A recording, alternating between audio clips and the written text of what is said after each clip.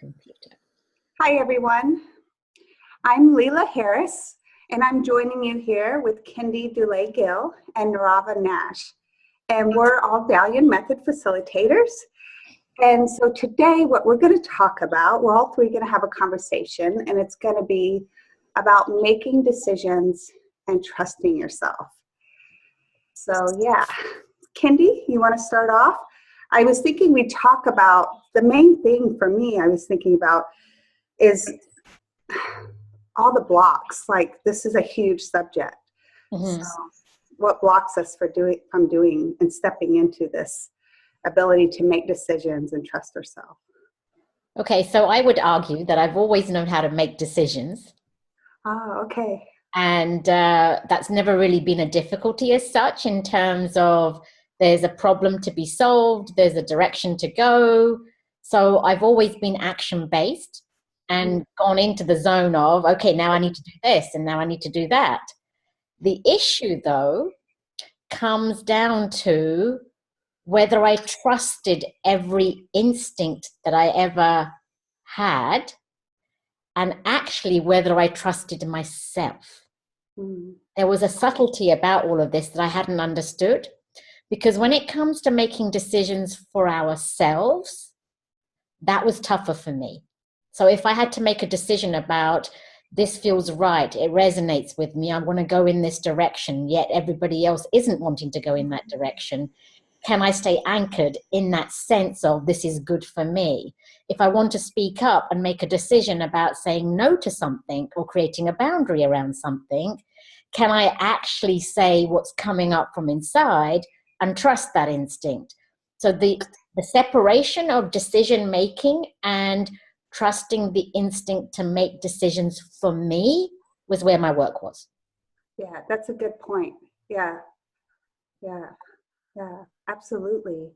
Yeah, and how that connecting to what's inside of us, when, I mean, we're not necessarily getting permission from someone outside or getting validation, right? And so how we can easily ignore what's not getting validated or permission, or what creates doubt in us when we're, we've all been, to a certain extent from childhood, trained to look outward, right? Yes.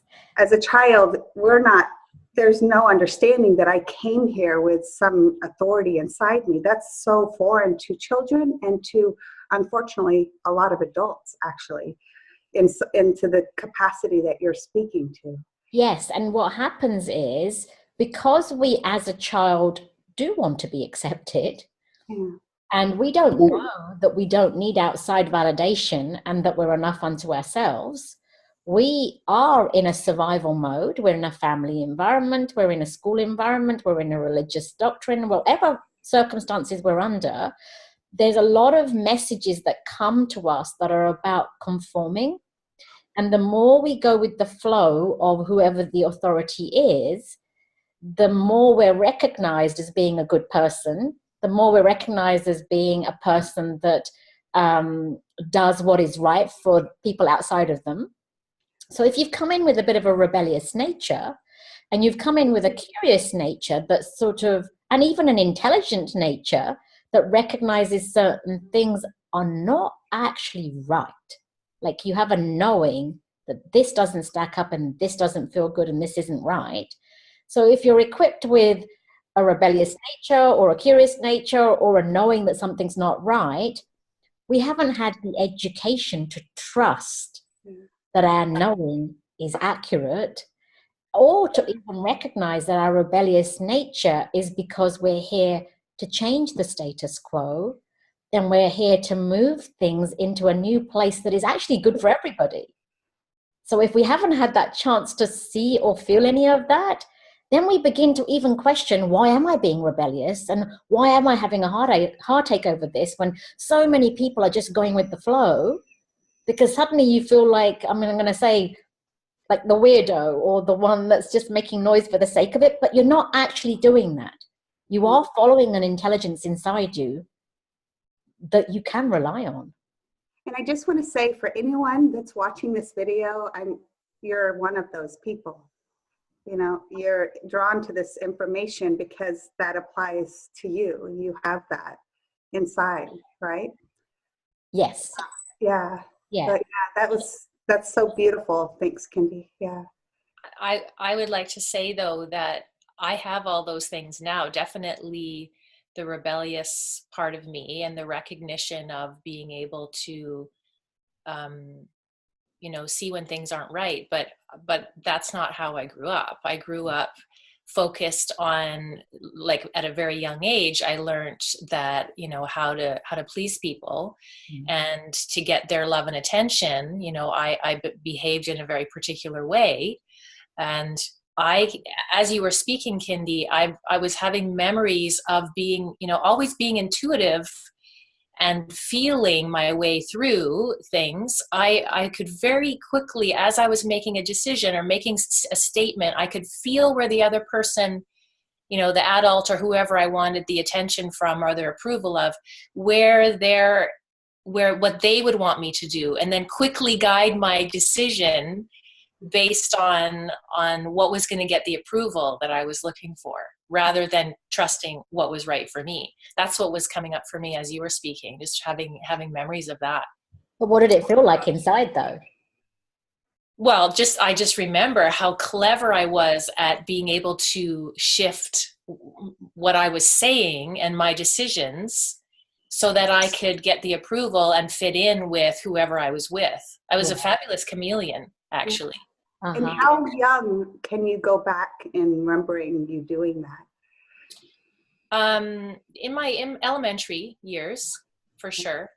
Yeah, for sure. In elementary years, I was the oldest child, and I liked being around adults. I liked actually getting their approval and talking to them about things. But then, as I learned that, and it continued through my teens and my 20s, for sure. Until I started really looking inside and doing this work. So I was a complicated mix, because it wasn't obvious to anybody that I wanted their approval, and I did want the approval. And so when I started doing all of this work with the Dalian Method, I really started to see all the layers of approval seeking and how many compromises I was making. But yet I had this ability to also push the boundaries and put my foot down too. So it was a reactionary rebellion. Yeah. And the more I reacted as in that way, the more I was sort of seen as the, not like the more you get targeted for not conforming. Yeah. And therefore there's a control that comes down on you that's asking you to move with the flow. Like, I was dangerous because I was outspoken, but I also understood that I shouldn't be outspoken. The approval seeking was saying to me, there's something wrong in it.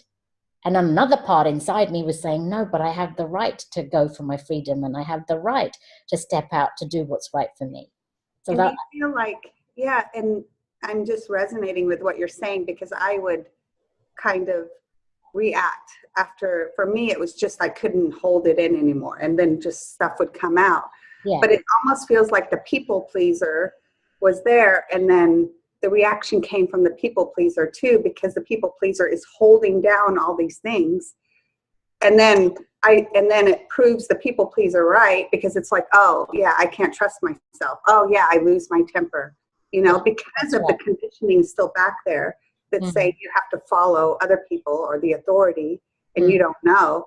So it would just prove it right. I didn't understand internally growing up what was happening inside, that it was just a reaction.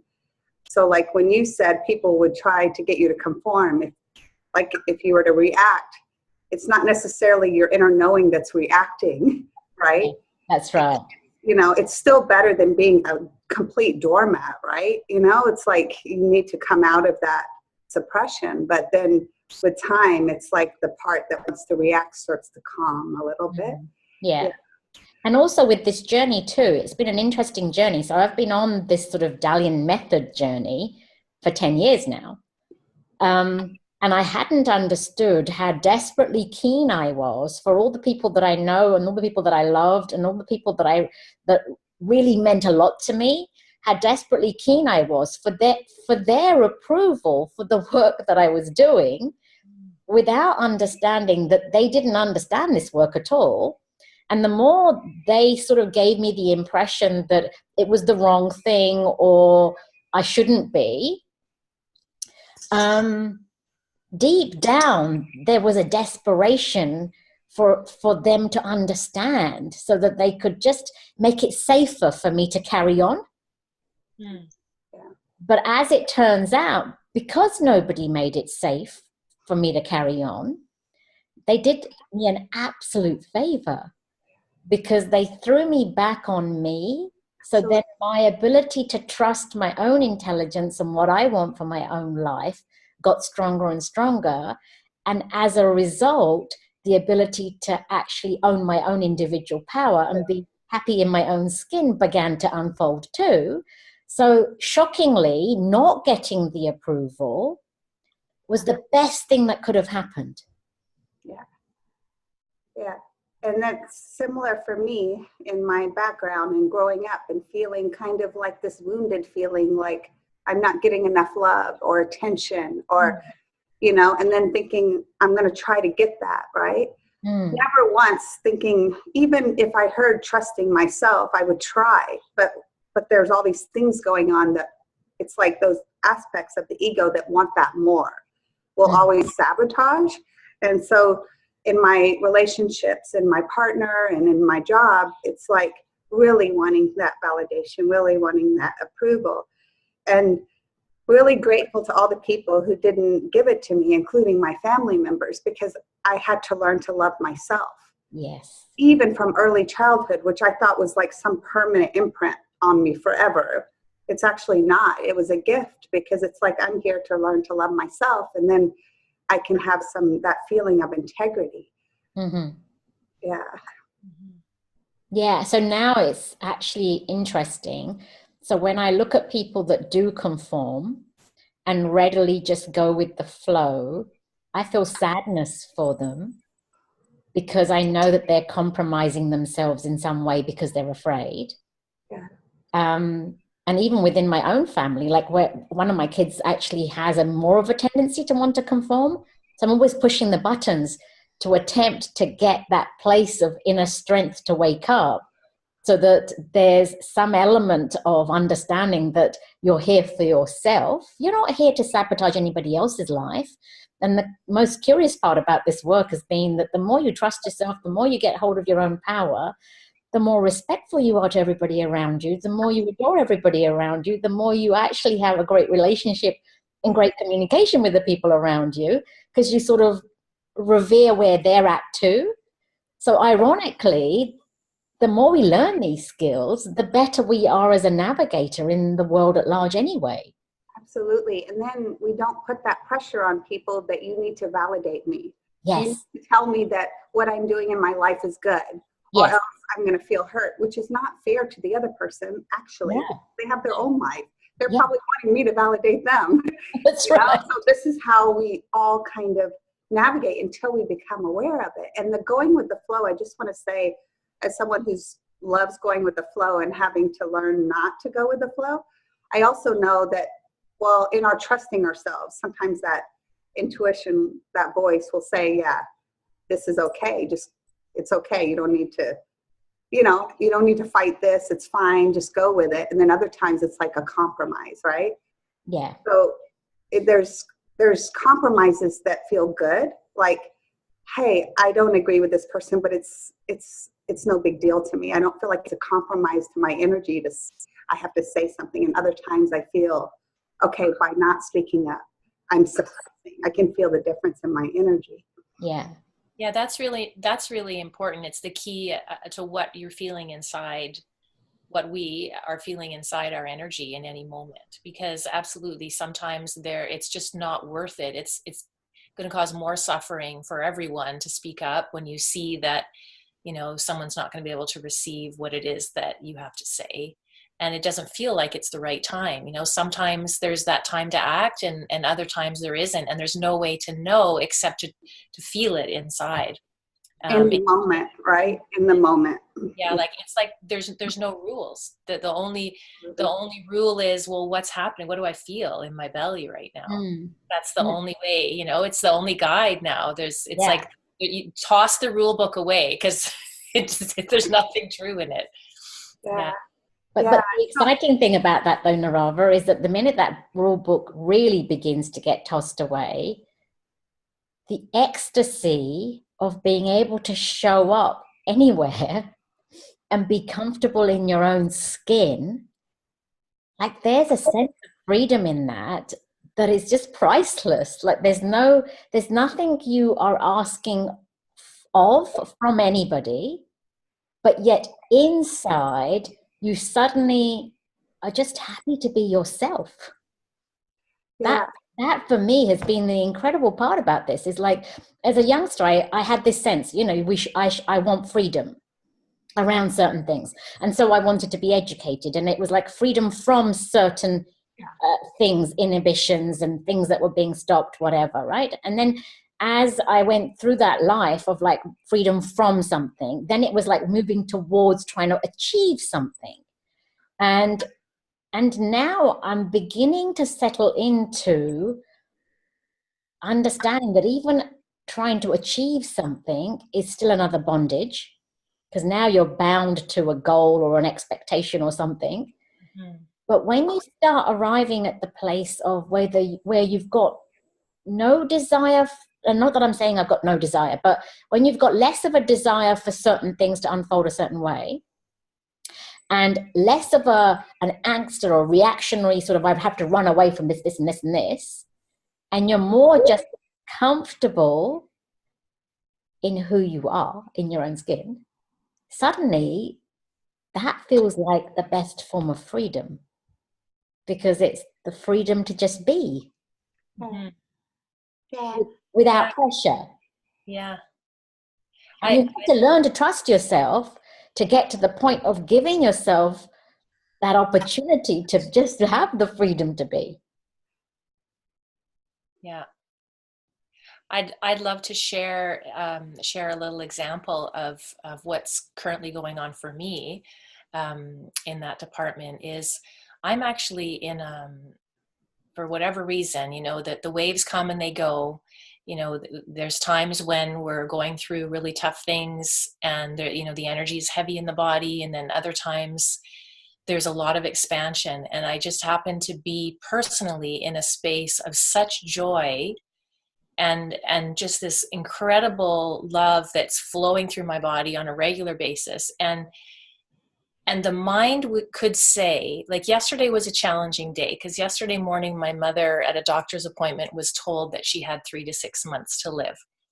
And I, arriving here the day before, I knew that information was coming, but I didn't feel any heaviness. I didn't feel like I'm not in a space of grief. Like there's little moments here and there where I can feel what's happening for her. But like after the appointment, which was yesterday early in the morning, I'm just trusting my energy, and there's this joy and playfulness. So my mom and I played yesterday. We had a beautiful day. This doctor's handing out this information, but then it's like, no, let's go home and have a yummy lunch. And then the music is on, and I'm dancing around her living room, and then we had to go out to the store to pick up a card, and we made fun of that, and then there was the liquor store, and like both I am so not a drinker. Like I just can't handle alcohol at all. My body doesn't like it. But she looked at me and she's like, so we're going to have fun, right? And I'm like, yeah. She goes, well, I want to have some wine. Okay. She goes, I don't like to drink alone. I'm like, okay. So we go, and like, that's part of the bucket list. Like I keep saying, Mom, so we're in the store and we buy 2 bottles. I'm like, Mom, this is ridiculous. It's going to take us 2 months to drink it. And she's like, whatever. But the joy she had in just going out and buying the wine, like, and just the simplest things, we've had the most incredible talks about stuff, and and at the same time, other family members of mine are going through, the cousins and their family are going through like the deepest, darkest fear and pain because of what's going on. And I see it, but my energy, you know, I'm not going to try and stoop to that level. I think there's this conditioning in our world where if someone's really suffering, that we're supposed to suffer along with them, you know? And I'm trusting that if my energy is in this space right now, that's just where it is. And I don't need to hide that. Yeah. I think that's the thing, you know, we don't need to hide who we are, whatever's happening, just to trust that inside and bring that to whatever's going on. Yeah. And you know? Neerava, so you're trusting yourself is you're trusting that joy in the middle of what we would call tragic, right? Yeah. The people might call that tragic. So I just want to maybe mention some of the things that you feel that you've worked through, because we've all been using the Dalian method, but what are some of the things you think have contributed to your ability to come to this space and have this beautiful connection with your mom and with yourself, of course, too? Yeah. Well, I would say, I mean, gosh, I've worked so hard on so many things, and a lot of it is about being able to rest in my center when other people are in the midst of suffering. And so I have, in a very powerful DM, actually not that long ago, I recognized from a deep place that I am not the suffering. Mm-hmm. And that I can watch the suffering. Yeah. And in the past, you know, when you were kind of in that suffering yourself, what are some of the things you've had to release and transform for you? Like, you know, these are your recent experiences, but like maybe going back further when you weren't able to easily access, do you remember some of the things that you had to work with? Yeah, there was, I was very identified as being a victim of certain things in life. And also that if I was suffering, I was a good person. Oh, okay. That there was some value in that I was special, that I was important if I was suffering. Yes. So, like, listen to me, like, oh, my dad just passed away and now my mom has cancer. Like, that would be the old me going, you know, my dad just had cancer and now my mom has cancer and this is happening and that's happening. And, you know, all these things have ended. Poor me. Somehow that makes me special. I can relate to that. And also just in my past, it was just like, well, this is what you do socially. Okay. Like I didn't know how to look inside. And also the pain, right? Working through the pain, the attachment, the sadness, you know, like trusting ourselves. And this, I think, is very related to losing someone we love as well. It's like, I don't want to be alone, right? It often has nothing to do with those people that we're getting triggered by or we have emotions with, or the feeling of loss. So being afraid to be alone, being rejected, people's opinions is who I am. They're right. They know more than me, right? Whole fitting in. Yeah, another one was that I saw when my dad got sick. There was this urgency inside of me to come to Winnipeg and be here and take care of him. There was a wounded part of myself that believed that I had to do it. Yeah. That somehow I had to be the savior. I had to come and be there for him. And it was actually based in a fear that was so deep inside. And Mata helped me see it because I did a session with her, that I was actually afraid to be an orphan. I was afraid to have to take total responsibility for myself. So there was this motivation. I have to save my dad because he's taking care of me, when really he wasn't, but there was still a belief that he could, right? Yeah, because the child is still there, right? Even though you're self-sufficient, yes. The child is still saying, I need you, right? Yeah. So it was really important when I cleared that, then I was able to be here with him in a totally different way. Yeah. And you worked with that inner child, right? Mm-hmm. Yeah. So it's almost like going back and showing our inner child. It's like, you're going to be fine. You know, it's through working with the emotions, but then the child inside can understand, oh, I'm fine. Yeah. You know, I'm not in that situation, or I don't have to follow the outside authority, or no one's going to, do anything to me. I'm going to be fine. These kinds of things. And they're realizations. We can't really do them through like positive thinking. You have to realize it by addressing directly the emotions that we're feeling, the victim, the being alone, all these things, the child. Yeah. And I think a lot of compassion has to be shown as well for people wherever they're at, because all of us have been working with our inner child. And I don't know whether this is true for the two of you, but I know for sure it's massively true for me, that every aspect of my inner child that revealed itself, it was a surprise. Yeah. The inner child had that amount of fear, and that the inner child felt so desperate, and was identified with the idea that it's a victim. Like, I had no idea that was really going on, right? And obviously the people that live with us have a better idea of what we're doing, but inside we have less of an idea. And so for everybody that's listening to this today too, every one of us has memories that are related to our survival. Because when you're a tiny little being, you are dependent on the people around you to keep you alive.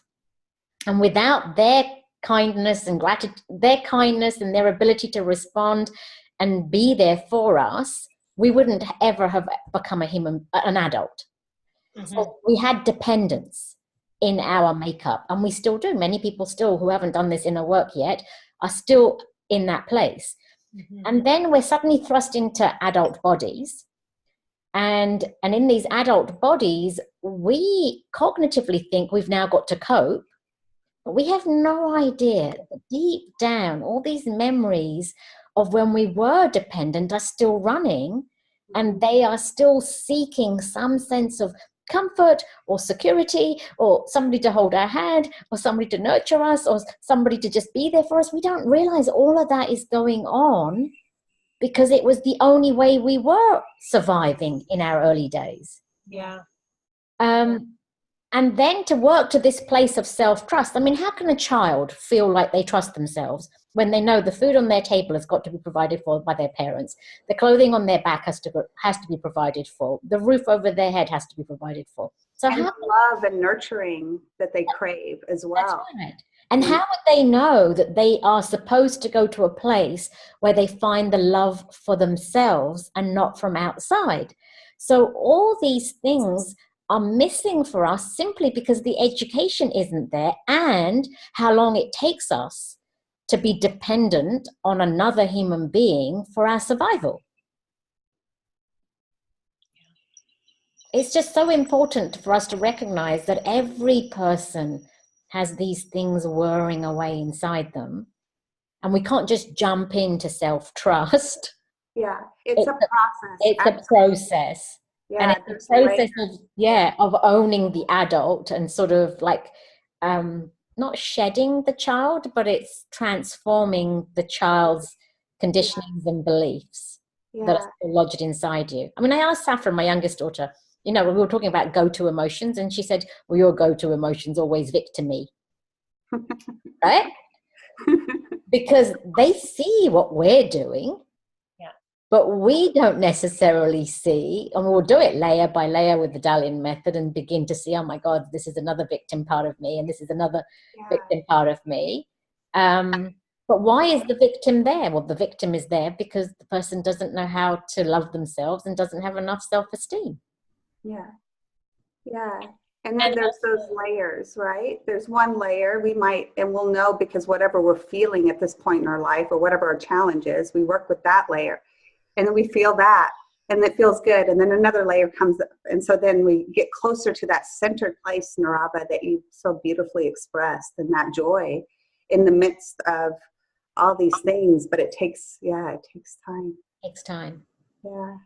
I lost my train of thought there, but I did want to respond to something that Kindi, what came up for me was, even though we've done a lot of work, and I mean, you've been at this for 10 years, for me, it's just coming up on 5. The fact that, what came up when my dad was diagnosed, like that part of me that was still afraid of being alone and being without a father, that I hadn't addressed that in any earlier DMs. But see, life is just perfectly unfolding for us to deal with layer by layer, and I just really am amazed at how it happens. And it's so different for everybody. Everyone faces whatever challenge they need to face, when the time is right. And that's kind of the miracle that I'm marveling at. Yeah. That, this deep stuff is still there in a way that, like, gosh, I'm surprised I haven't worked with that. But no, I wasn't ready for it for whatever reason.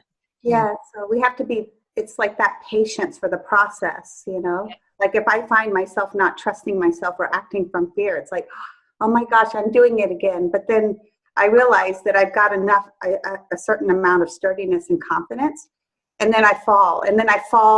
There's less, it's like more time between the little falls. And then there's more awareness. So learning to like navigate with the subtlety instead of expecting these big jumps. Yeah.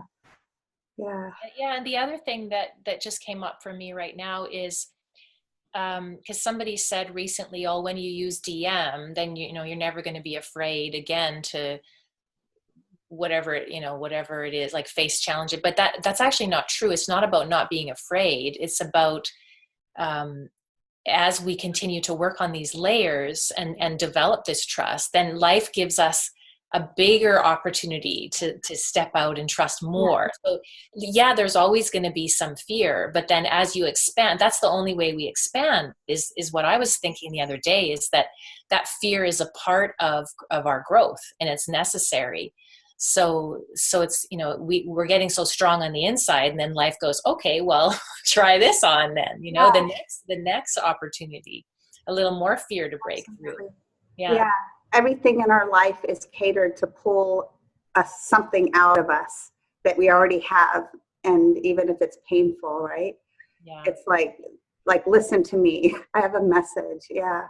The only difference now is that when we do get afraid, we've now got enough education and tools in our hands to know that fear doesn't mean to say shrivel up and contract. It's a message for us to say that there's more growth and there's something else that wants to be transformed. So it's exciting to know that something's come up that has caused a stir, and then whatever that stir is, that we can take responsibility for it and do something with it rather than just be weighed down by it. Yeah. But a lot of people would not do this work simply because there's fear to look inside. Yeah, because they think they have something ugly and dark. But I find that almost universally people are like scared of something that's in there. But I just want people to know that that's so common. Like people often think that I have something horrible. Yeah. But we're also scared of similar things. So if we take each of us, even though the way we've lived our lives is different and the experiences we've had are different, it's not true that I can say I wasn't afraid to be alone just because Neerava's spoken about it. It's absolutely fundamentally one of the core fears that's existed inside me, and I've been chipping away at it. And just because we were talking about approval seeking before, it doesn't mean to say that any one of us has escaped that part and that we weren't afraid of people outside of us and that we didn't want to fit in and that we weren't afraid of being isolated or rejected or ostracized. Like all those fears are universal amongst us. If I went, okay, I've had this fear, each of you would go, I have too. I have too. So that's the part that I think is exciting for anybody that's listening to us, is that even though you are afraid to look inside, guaranteed the fears are the same with somebody else outside of you, and the person you're afraid of is afraid of you. Like it's I was talking to somebody recently about the 10-day intensive coming up, September 21st. I'm so excited it's on Salt Spring this time. And they were saying it was someone who hasn't worked yet with Mata, but is kind of around. And I won't say who it is because she won't be happy with me. But she was saying, well, I don't want to go and like expose myself and have everybody know what, because I was telling her how everybody has their individual turn where Mata looks into your energy. Mm-hmm. And I just kind of, reassured her that you'd be amazed once you have been around for a while and doing this work and seeing what unfolds for other people. Everyone has the same fears. They do. Everyone, they're all there, and it's just, they just look different. Yeah. And also we are all like, that's another universal one, being exposed, right? Yeah. Like, I'm afraid of being exposed, like my stuff is going to be, Yeah, but also the school teacher thing. So when you were saying that, Neerava, I was remembering an experience when I was standing in front of Mata in one of those 10-day intensives. And it was quite a few years into this process. So this is the bit that really, really surprised me, but fits in with your story about how everything unfolds in its own time. Yeah. And so I went to stand up and my legs were absolutely trembling. And there was like hardly any ability to stay grounded. And it turned out that the fear on that occasion that needed to be dealt with was the fear of the school teacher. So as a child, we've had teachers in our world. And then obviously in my case, there's a slight different color pigmentation of my face. So I was experiencing some opportunities that arose where the teachers weren't particularly kind because of the color of my skin.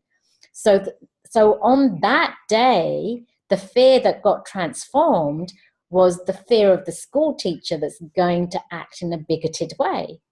Mm-hmm.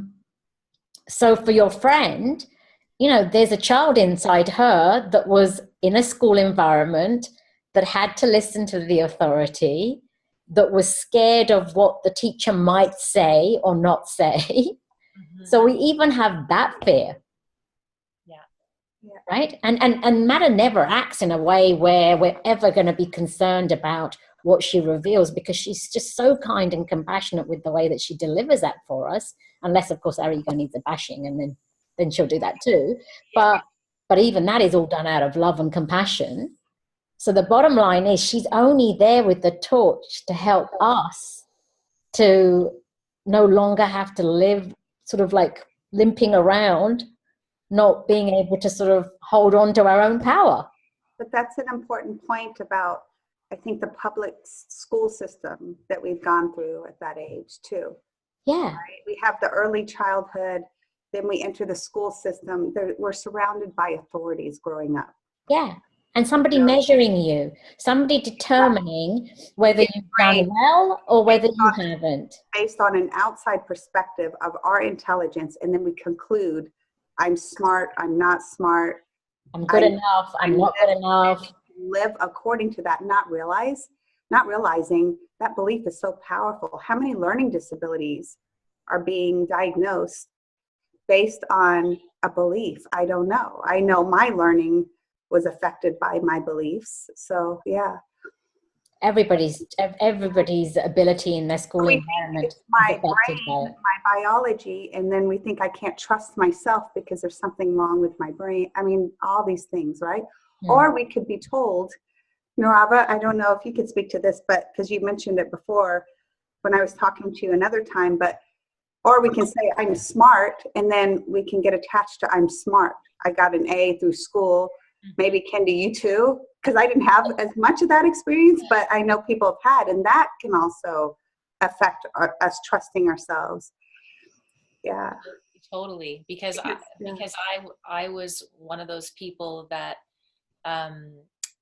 was, the smart one and the athletic one or the musical one, like all three of those. So I went through school, from that I've got it all together. I'm the teachers always loved me, and so that continued. And then I felt like, well, I have the answers, being the bossy one. I was a really bossy big sister, really bossy big sister, and feeling like I know everything. That kind of a oh gosh, I sure pissed off my sisters a lot when we were young.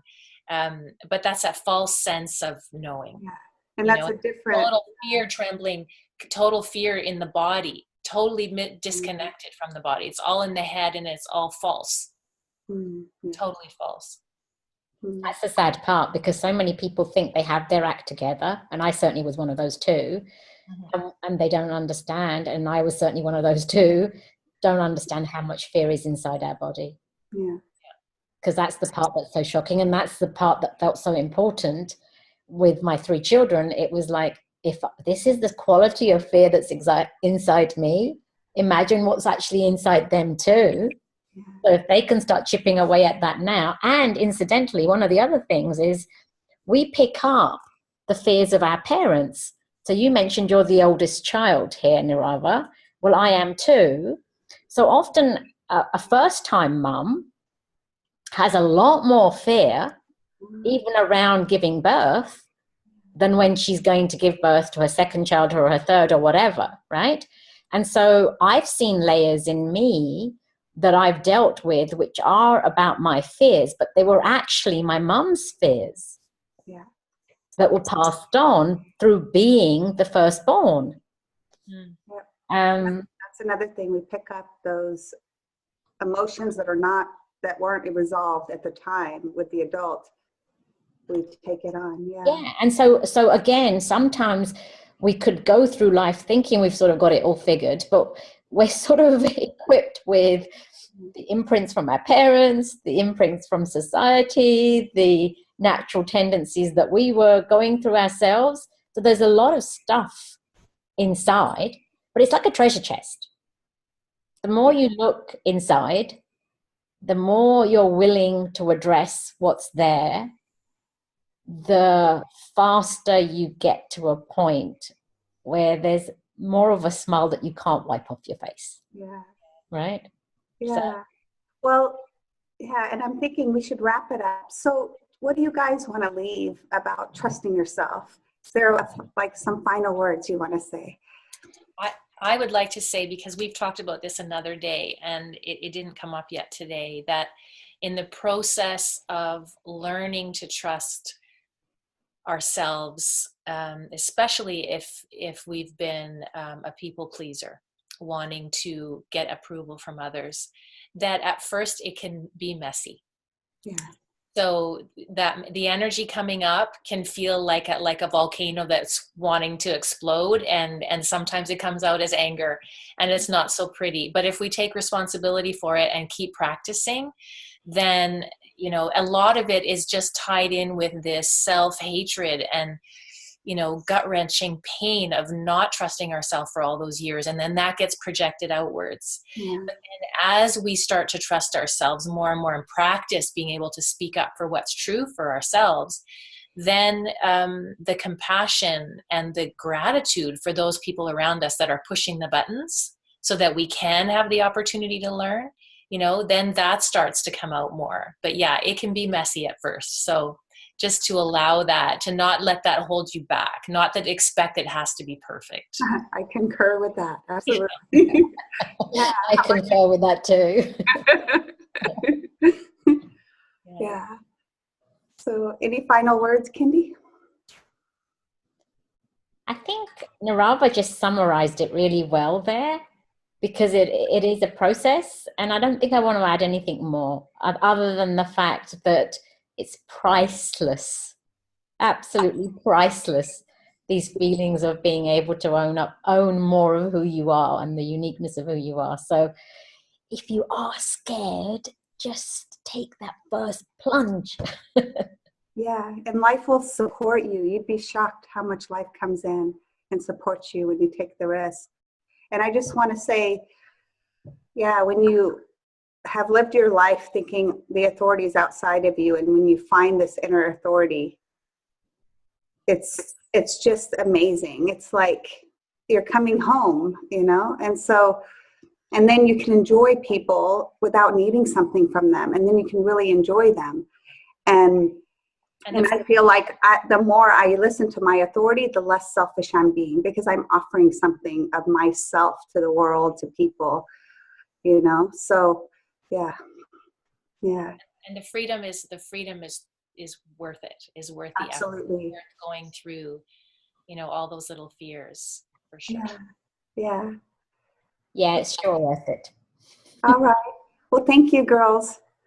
All right. Thank you for your questions. And thanks for watching. Yeah. Bye. Bye.